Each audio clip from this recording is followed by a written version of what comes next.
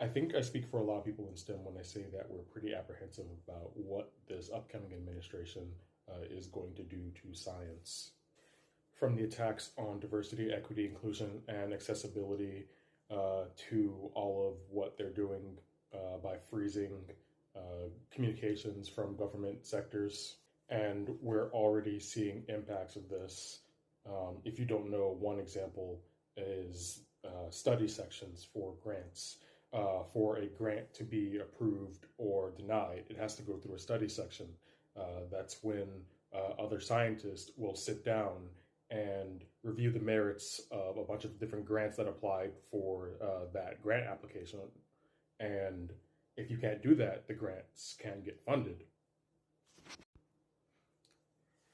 The same goes for things like grant supplements.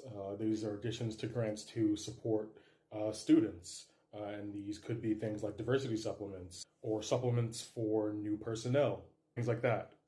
And people, who are planning on starting government research positions, there's a hiring freeze, so people are in limbo for that.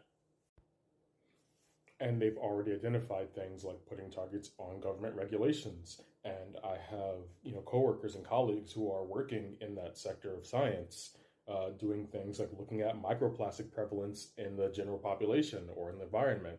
And that's really critical data for determining a lot of health regulation. That's not going to happen if they axe all that funding.